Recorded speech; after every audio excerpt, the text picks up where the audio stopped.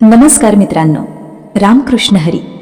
आज आपण ज्या अभंगाचा विचार करणार आहोत तो अत्यंत वास्तववादी आणि डोळे उघडणारा आहे.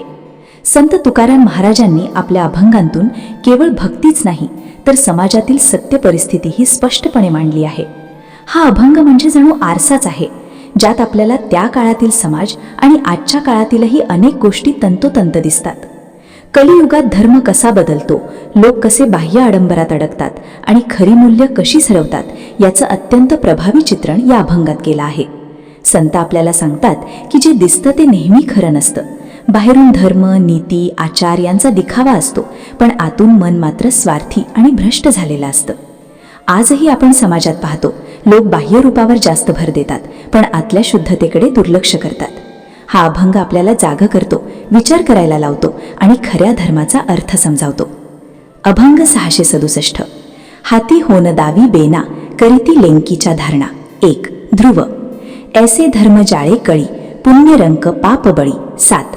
सांडिले आचार, द्विज चहाड जाळे चोर. 2. टिळे लपविती पातळी, लेती विचारा कातळी. 3. बैसोनिया तक्ता, अन्य विण पिडिती लोका. 4. मुदक बख लिहिणे, तेल तुपामरी जिणे. 5. नीचाचे चाकर, चुकलिया खाती मार. 6. राजा प्रजा पिढी, क्षेत्री दुश्चितासी तोडी. 7.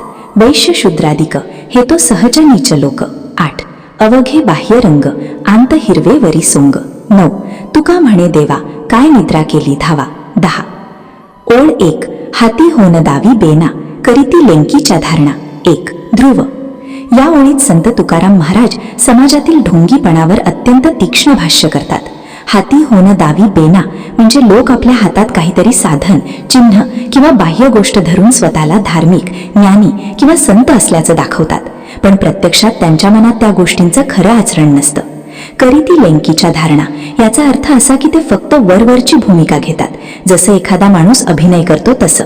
ते धर्म, साधना, भक्ती यांचा केवळ दिखावा करतात. आतून मात्र त्यांच्यात खरी श्रद्धा, प्रामाणिकपणा किंवा आत्मिक शुद्धता नसते. आजच्या काळातही हे खूप स्पष्ट दिसतं.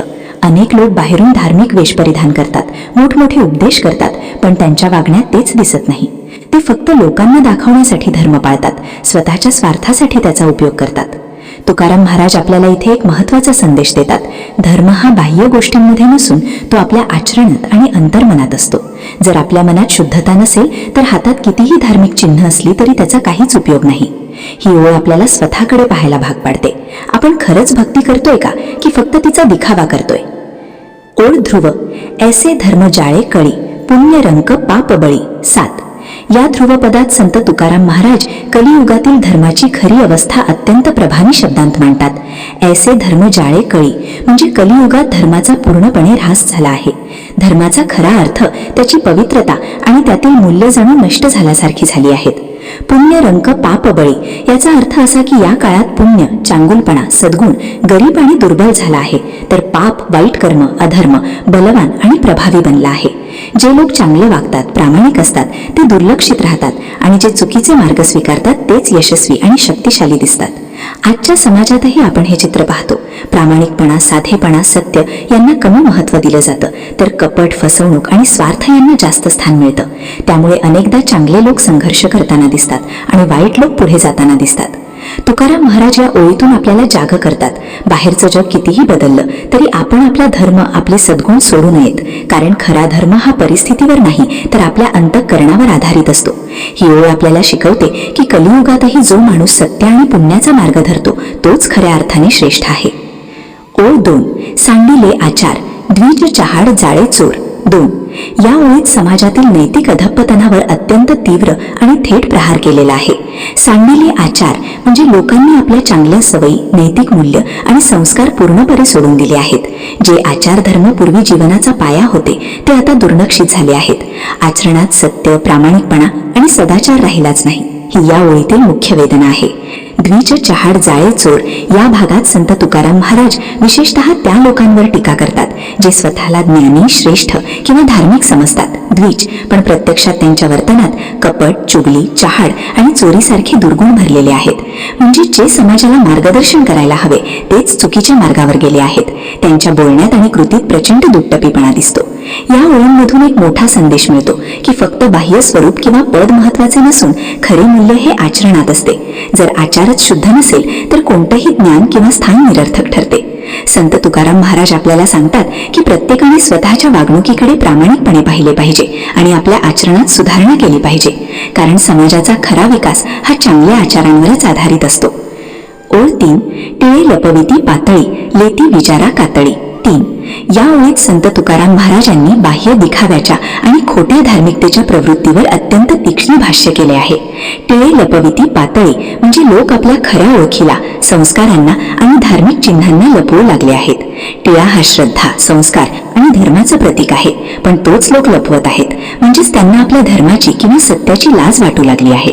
लेती विचारा कातळी म्हणजे लोक बाह्य स्वरूप बदलून वेगळीच ओळख धारण करतात. येथे विचारा हा शब्द रूपक आहे, म्हणजेच माणूस आपली खरी ओळख सोडून खोटं आवरण घालतो. तो जसा आहे तसा दिसत नाही तर वेगळाच भासवतो. ही दुट्टपी वृत्ती संतांनी दाखवली आहे. या ओळींमधून एक स्पष्ट संदेश मिळतो की आजच्या काळात माणूस खरा राहिलेला नाही. तो समाजात स्वीकार मिळवण्यासाठी, फायदा मिळवण्यासाठी किंवा भीतीपोटी आपली खरी ओळख लपवतो आणि बनावट रूप धारण करतो. पण अशी खोटी ओळख टिकणारी नसते. संत तुकाराम महाराज आपल्याला सांगतात की खरी भक्ती आणि धर्म हे बाह्य चिन्हांमध्ये नसून अंतर्मनात असतात. आपण जसे आहोत तसे राहणे, प्रामाणिक राहणे आणि खोटा दिखावा टाळणे हीच खरी साधना आहे. बाह्य रूप बदलून काहीही साध्य होत नाही, तर मन शुद्ध असणं महत्वाचं आहे. ओळ 4. बैसोनिया तक्ता, अन्य विण पीडिती लोका. 4. या ओळीत संत तुकाराम महाराजांनी सत्तेत बसलेल्या लोकांच्या अन्यायकारक वर्तनावर कठोर प्रहार केला आहे. बैसोनिया तक्ता म्हणजे सत्तेच्या, अधिकाराच्या किंवा मोठ्या पदावर बसलेले लोक. तक्ता हा शब्द राजसत्ता, अधिकार आणि नियंत्रण यांचं प्रतीक आहे. म्हणजे जे लोक समाजाचं नेतृत्व करायला हवे, लोकांची सेवा करायला हवी, तेच सत्तेवर बसून स्वतःचा स्वार्थ साधत आहेत.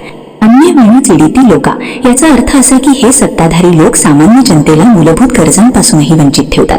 अन्न ही माणसाची सर्वात मूलभूत गरज आहे, पण तीच जर लोकांना मिळत नसेल तर ही अत्यंत अन्यायकारक आणि क्रूर स्थिती आहे. म्हणजेच सत्ताधारी लोक लोकांची सेवा करण्याऐवजी त्यांना त्रास देत आहेत. ही ओळ आजच्या काळातही तितकीच लागू होते. अनेकदा आपण पाहतो की ज्यांच्याकडे सत्ता आहे ते लोक स्वतःच्या फायद्यासाठी काम करतात आणि सामान्य जनतेला दुर्लक्ष करतात. गरीब, दुर्बल आणि गरजू लोकांना योग्य मदत मिळत नाही. तुकाराम महाराज या ओळीतून आपल्याला जाग करतात. सत्ता ही लोकांची सेवा करण्यासाठी असते, त्यांना त्रास देण्यासाठी नाही. जो खरा नेता आहे तो लोकांची काळजी घेतो, त्यांच्या गरजा पूर्ण करण्याचा प्रयत्न करतो. या ओळीचा मुख्य अर्थ असा आहे की अधिकारासोबत जबाबदारी येते. जर ती जबाबदारी पार पाडली नाही तर ती सत्ता निरर्थक ठरते. ओळ 5. मुदत बख लिहिणे, तेल तुपावरी जिणे. 5. या ओळीत संत तुकाराम महाराज यांनी त्या काळातील ढोंगी, स्वार्थी आणि दिखाऊ जीवन जगणाऱ्या लोकांवर प्रखर टीका केली आहे. मुदत बख लिहिणे म्हणजे काही लोक फक्त कागदावर, बोलण्यात किंवा दिखाव्यात चांगल्या गोष्टी म्हणतात. धर्म, नीती, सदाचार याबद्दल मोठमोठ्या गोष्टी सांगतात, नियम लिहितात, उपदेश करतात, पण त्यांच्या प्रत्यक्ष आयुष्यात त्या गोष्टींचा काहीही अंमल नसतो. तेल तुपावरी जिणे याचा अर्थ आहे की असे लोक स्वतः मात्र ऐश आरामात, सुखसोयीमध्ये आणि भोगांमध्ये जगतात. तेल तूप हे समृद्धी आणि ऐश्वर्याचं प्रतीक आहे. म्हणजेच ते लोक बाहेरून साधेपणा, धर्म, त्याग याबद्दल बोलतात, पण आतून ते स्वतःच्या सुखासाठीच जगतात. ही ओळ ढोंगीपणावर थेट प्रहार करते. जे लोक समाजाला शिकवतात, मार्गदर्शन करतात, त्यांनी स्वतः त्या मार्गावर चालणं आवश्यक आहे. पण जेव्हा तेच लोक फक्त बोलतात आणि स्वतः वेगळं वागतात तेव्हा समाज दिशाभूल होतो. आजच्या काळातही आपण असे अनेक लोक पाहतो, सोशल मीडियावर, मंचावर किंवा समाजात मोठमोठ्या गोष्टी करणारे, पण प्रत्यक्षात त्यांचं वर्तन पूर्णपणे वेगळं असतं. संत तुकाराम महाराज आपल्याला सांगतात की खरा धर्म हा कृतीत दिसला पाहिजे, फक्त शब्दांमध्ये नाही. या ओळीचा मुख्य अर्थ असा आहे की आपल्या बोलण्यात आणि कृतीत एकरूपता असावी. खरा माणूस तोच जो जसा बोलतो तसाच जगतो. ओळ 6. नीचाचे चाकर, चुकलिया खाती मार. 6. या ओळीत संत तुकाराम महाराजांनी स्वार्थासाठी चुकीच्या लोकांची सेवा करणाऱ्या आणि त्यातून होणाऱ्या अन्यायावर प्रकाश टाकला आहे. नीचाचे चाकर म्हणजे जे लोक नीच, अन्यायी किंवा अधर्म करणाऱ्या व्यक्तींची सेवा करतात, त्यांचे अनुयायी बनतात, त्यांच्या सांगण्यावर चालतात. ते सत्य, न्याय किंवा धर्म यांचा विचार न करता फक्त स्वार्थासाठी किंवा भीतीमुळे अशा लोकांच्या बाजूने उभे राहतात. चुकलिया खाती मार याचा अर्थ असा की जेव्हा एखादी चूक होते किंवा परिस्थिती बिघडते तेव्हा हेच लोक निर्दोषांवर अन्याय करतात. म्हणजेच चुकीच्या लोकांची साथ दिल्यामुळे ते स्वतःही अन्यायाचे भागीदार बनतात. ते खऱ्या दोषीला सोडून निरपराध व्यक्तींना शिक्षा देतात किंवा त्रास देतात. ही ओळ समाजातील एक कटू वास्तव दाखवते. जेव्हा सत्ता, पैसा किंवा प्रभाव असलेले लोक चुकीचं वागतात तेव्हा त्यांच्या भोवतीचे लोक त्यांना थांबवण्याऐवजी त्यांची साथ देतात आणि त्याचा फटका नेहमीच दुर्बल, गरीब किंवा निरपराध लोकांना बसतो. आजच्या काळातही आपण हे पाहतो. कार्यालयात, समाजात किंवा राजकारणात चुकीच्या व्यक्तींच्या जवळ राहणारे लोक स्वतःही त्या चुकीचा भाग बनतात. ते सत्यासाठी उभे राहत नाहीत कारण त्यांना स्वतःचा फायदा किंवा सुरक्षितता महत्त्वाची वाटते. या ओळीचा मुख्य संदेश असा आहे की आपण कोणाची साथ देतो याची निवड खूप महत्त्वाची आहे. चुकीच्या लोकांच्या सेवेत राहून आपणही अधर्मात सहभागी होतो. म्हणून नेहमी सत्य, न्याय आणि योग्य मार्गाचा स्वीकार करावा. ओळ 7. राजा प्रजा पिढी क्षेत्री दुष्टितासी तोडी. 7. या ओळीत संत तुकाराम महाराज म्हणतात की जर राज्यकर्ते म्हणजे राजा प्रजासोबत अन्याय करतात, त्यांच्या अधिकारांचा दमन करतात आणि शासकीय पदांचा दुरुपयोग करतात तर हे केवळ एकत्रित समस्या निर्माण करत नाही तर समाजात दुश्चरित्र्य व भ्रष्टाचार पसरतो. क्षेत्री दुष्टितासी तोडी म्हणजे राज्याचे अधिकारी किंवा समाजातील शक्तिशाली लोक जर भ्रष्ट व दुष्ट असतील तर समाजातील लोकांवर त्याचा प्रतिकूल परिणाम होतो. तुकाराम महाराज हे अभंग सामाजिक न्याय, नैतिकता आणि प्रजेला योग्य वागणूक मिळावी या मुद्द्यांवर आधारित आहेत. ते म्हणतात की शासनातील भ्रष्टाचार थेट प्रजेला पीडित करतो. त्यामुळे समाजातील सुख, शांती आणि धर्माचे पालन शक्य होत नाही. या अभंगातून संत तुकाराम न्याय आणि नैतिकतेची महती सांगतात. तसेच लोकांना जागरूक राहण्याचे आवाहन करतात. सारांशतः या ओळींचा संदेश असा आहे की राज्य व समाजातील प्रत्येक स्तरावर शुद्धता आणि धर्मपालन आवश्यक आहे. अन्यथा प्रजा पीडित होते आणि समाजाचे नैतिक मूल्यमापन धोक्यात येते. ओळ 8. वैश्य शूद्रादिक हेतू सहज नीच लोक. 8. तुकाराम महाराज या ओळीत सांगतात की समाजातील काही लोक जात, वंश किंवा सामाजिक दर्जावरून नीच किंवा तोंडाने सहजगत्या नीच वागतात. वैश्य शूद्रादिक म्हणजे वैश्य, शूद्र इत्यादी समाजातील लोक किंवा जे सामाजिक दृष्टीने नीच समजले जातात ते सहज नीच लोक असतात. म्हणजे त्यांचा स्वभाव किंवा कर्म नीचतापरक असतो किंवा ते नैतिकतेपासून दूर राहतात. या अभंगात संत तुकाराम महाराज मानवाचा आचार, स्वभाव आणि नैतिकतेची महती सांगतात. जात किंवा सामाजिक दर्जावरून नाही.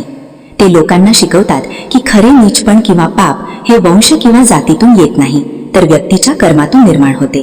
या अभंगातून संत समाजातील नैतिकता, धर्मपालन आणि आपले आचार सदाचार राखण्याचे महत्त्व अधोरेखित करतात. सारांशतः या ओळी आपल्याला सांगते की नीचपण किंवा वाईट वर्तन ही व्यक्तीच्या अंतर्गत गुणधर्माशी संबंधित असते, सामाजिक वर्गाशी नाही. ओळ 9. अवघे बाह्य रंग आंत हिरवे वरी सोंग. 9. तुकाराम महाराज या ओळीत मनुष्याच्या बाह्य आणि अंतर्गत स्वरूपाचा तुलना करत आहेत. अवघे बाह्य रंग म्हणजे फक्त बाहेरून दिसणारे रूप, अंगभूत रंग, वस्त्र किंवा शोभा जे फक्त दिसण्यापुरते आकर्षक असते. आंत हिरवे वरी सोंग म्हणजे मनातील स्वच्छता, सात्विकता, पवित्रता आणि सद्गुण जे प्रत्यक्षात व्यक्तीच्या अंतरंगात असते. हिरवे हे शुद्धता, जीवनशक्ती आणि नैतिकतेचे प्रतीक आहे. संत तुकाराम सांगतात की फक्त बाह्य रूपावर आकर्षण होऊन व्यक्तीचे मूल्य ठरवू नये. खरे मूल्य तर मनाच्या सद्गुणात आणि आचारात आहे. बाह्य शोभा आणि रंग फक्त क्षणिक आकर्षण देतात, परंतु व्यक्तीची खरी ओळख तिच्या अंतरात्म्याच्या सद्गुणांमध्ये आहे. सारांशतः या अभंग ओळीत अंतःपुरुषाची शुद्धता, सद्गुण आणि नैतिकता ही खरी शोभा आहे. बाह्य रूप ही फक्त भासवना आहे. ओळ 10. तुका हमणे देवा काय निद्रा केली धावा. 10. तुकाराम महाराज या ओळीत देवाला बोलवत आहेत आणि स्वतःच्या अशांत मनाची, संसारातील अडचणींची आणि समयाच्या गतीची चिंता व्यक्त करत आहेत. तुका हमणे देवा म्हणजे तुका म्हणतो हे देवा म्हणजे संत थेट देवाशी संवाद साधत आहेत. काय निद्रा केली धावा म्हणजे देव कुठे दडून बसला आहे की ध्यान आत्मशांतीत गहिरे पडले आहे अशी संताची आश्चर्यचकित भावना आहे. येथे संत मनुष्यांच्या अडचणींवर, समाजातील अन्यायांवर आणि आत्म्याच्या कलंकांवर लक्ष देण्यास देव उशीर करत असल्याचा प्रश्न विचारतो. या अभंगात संत तुकाराम प्रेम, भक्ती आणि धैर्याची भावना व्यक्त करतात. तसेच समाजातील अन्याय आणि पीडित प्रजेला पाहून देवाच्या कृपेची आणि न्यायाची वाट पाहण्याची तडजोड व्यक्त करतात. सारांशतः या ओळींचा संदेश असा आहे की संत स्वतःच्या भक्तिपूर्ण भावनांनी देवाशी संवाद साधतो आणि समाजातील अन्यायावर लक्ष देण्याची देवाची तत्परता त्याला विचारण्यास भाग पाडते. संत तुकाराम महाराज आपल्या अभंगात देवाशी थेट संवाद साधतात. ते म्हणतात, तुका म्हणतो, हे देवा, काय निद्रा केलीस, धावायला हवे होते. या ओळींमध्ये संत आपल्या अंतर्मनातील अस्वस्थता व्यक्त करतात. ते प्रजांच्या दुःखाला, समाजातील अन्यायाला आणि मानवी अडचणींना पाहून देवाची कृपा लवकर मिळावी अशी प्रार्थना करतात. तुकाराम महाराजांचे भाव प्रामाणिक आणि खोलवर आहेत. ते सांगतात की भक्ती ही फक्त ध्यान, प्रार्थना किंवा मंत्रपठण पुरती मर्यादित नसावी, तर ती सामाजिक न्याय, मानवतेची काळजी आणि देवाशी प्रामाणिक संवाद यामध्ये दिसायला हवी. जर देव खरंच करुणामय आहे तर तो प्रजांच्या दुःखाला त्वरित प्रतिसाद द्यावा. या अभंगातून आपल्याला शिकायला मिळते की धैर्य, जागरूकता आणि नैतिकतेची ताकद आपल्यात असते. प्रार्थनेत सक्रियतेची महती आणि अंतर्मनातील पवित्रता राखणे हेच खरी भक्ती आहे.